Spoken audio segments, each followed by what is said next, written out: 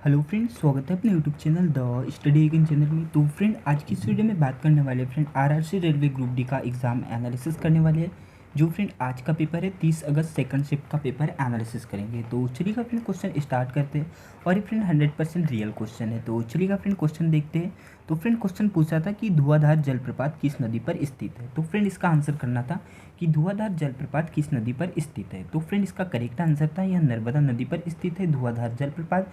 और फ्रेंड, किस जिले में है, तो यहाँ मध्य प्रदेश के जबलपुर जिले में स्थित है धुआंधार जलप्रपात। तो चलिएगा फ्रेंड, नर्मदा नदी के बारे में देख लेते हैं। तो फ्रेंड, ये नर्मदा नदी निकलती है अमरकंटक पहाड़ी के मैकल पर्वत श्रेणी से निकलती है। और फ्रेंड, को जिला तो फ्रेंड मध्य प्रदेश के अनूपपुर जिले से निकलती है। और फ्रेंड, इस पे देख लेते हैं कि कौन कौन से जलप्रपात है। तो फ्रेंड, नर्मदा नदी पर फ्रेंड जलप्रपात देख लेते हैं। तो फ्रेंड, कपिलधारा और दुधधारा जलप्रपात है जो फ्रेंड अनूपपुर जिले में है। और धुआंधार जलप्रपात ये जबलपुर जिले में है। और फ्रेंड, सहस्त्र जलधारा जलप्रपात ये खरगोन जिले में है। और दर्दी मंदार जलप्रपात ये खंडवा जिले में है। अब देख लेते हैं फ्रेंड, बांध कौन कौन से बांध है नर्मदा नदी पर। तो फ्रेंड, अवंतीबाई सागर बांध और सरदार सरोवर बांध और इंदिरा सागर जिसे कि पुनासा डैम भी कहा जाता है और ओमकारेश्वर बांध, ये फ्रेंड हो गए 4 डैम। चलिएगा, नेक्स्ट क्वेश्चन पूछा था फ्रेंड कि 2020 में गणतंत्र दिवस समारोह में मुख्य अतिथि कौन थे। तो फ्रेंड, इसका आंसर करना था कि 2020 में गणतंत्र दिवस समारोह में मुख्य अतिथि कौन थे। तो फ्रेंड, इसका आंसर था ब्राज़ील के प्रेसिडेंट जायर बोल्सोनारो आए थे फ्रेंड 2020 में। और फ्रेंड, 2021 में इनवाइट किया था पर कोरोना से फ्रेंड नहीं आ सके। तो फ्रेंड, इनवाइट किसे किया था, तो फ्रेंड इनवाइट किया था बोरिस जॉनसन को। और फ्रेंड, 2022 में कोई भी नहीं आया था। चलिएगा, नेक्स्ट क्वेश्चन पूछा था फ्रेंड पंचायती राज से पूछा था कि फ्रेंड 73वां संविधान संशोधन किससे संबंधित है। तो फ्रेंड, यह पंचायती राज से संबंधित है। चलिएगा, नेक्स्ट क्वेश्चन पूछा था फ्रेंड कि ओमकारेश्वर से कौन सी नदी निकलती है। तो फ्रेंड, इसका आंसर करना था कि ओमकारेश्वर से कौन सी नदी निकलती है।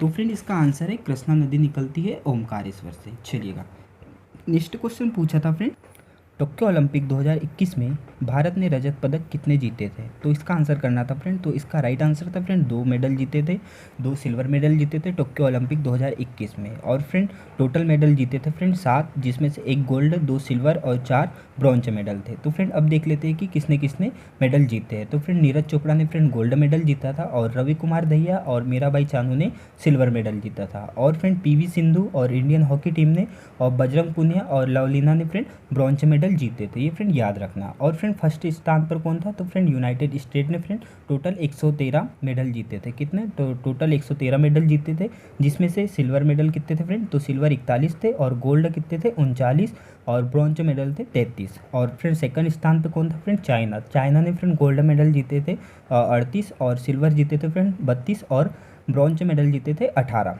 चलिएगा, नेक्स्ट क्वेश्चन पूछा था फ्रेंड आर्टिकल 22 किससे संबंधित है। ये पूछा हुआ था फ्रेंड कि अनुच्छेद 22 किससे संबंधित है।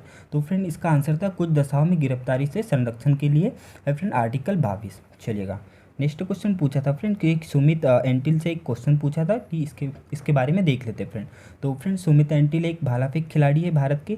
और फ्रेंड, इन्हें 2020 में ग्रीष्मकालीन पैरा ओलंपिक में पुरुष की भाला फेंक में F64 श्रेणी में स्वर्ण पदक मिला था। याद रखेंगे फ्रेंड कि कौन सी कैटेगरी में, तो F64 श्रेणी में स्वर्ण पदक जीता था। और फ्रेंड, इन्हें कुछ इंपॉर्टेंट अवार्ड दिए हैं, तो इनके बारे में देख लेते हैं। तो फ्रेंड, इन्हें 2022 में पद्मश्री पुरस्कार दिया था और 2021 में मेजर ध्यानचंद्र खेल रत्न पुरस्कार दिया था। चलिएगा, नेक्स्ट क्वेश्चन पूछा था फ्रेंड कि आर्टिकल 300A किससे संबंधित है। तो फ्रेंड, यह सव्य संपत्ति के अधिकार से संबंधित है आर्टिकल 300A।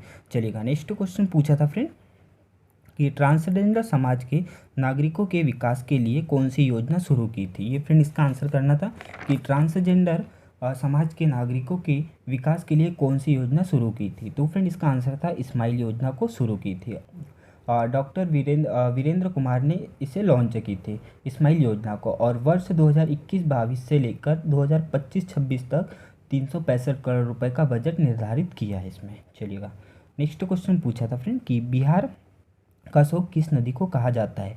तो इसका आंसर करना था फ्रेंड कि बिहार का शोक किस नदी को कहा जाता है। तो फ्रेंड, कोसी नदी को कहा जाता है बिहार का शोक, और जिससे कि फ्रेंड सर्वाधिक मार्ग परिवर्तन भी करती है कोसी नदी। चलिएगा, नेक्स्ट क्वेश्चन पूछा तो फ्रेंड एक क्वेश्चन जीएसटी के बारे में पूछा था, तो फ्रेंड चलिएगा जीएसटी के बारे में देख लेते हैं। तो फ्रेंड जीएसटी लागू हुआ था संविधान के 101वां संविधान संशोधन के तहत जीएसटी लागू हुआ था और 1 जनवरी सन 2017 में लागू हुआ था। और फ्रेंड इसके अध्यक्ष कौन होते हैं, तो फाइनेंस मिनिस्टर इसके अध्यक्ष होते हैं। और फ्रेंड पहला राज्य था जिसने कि लागू किया था, तो कौन सा था फ्रेंड, तो असम राज्य था। और अंतिम कौन सा था, तो जम्मू कश्मीर।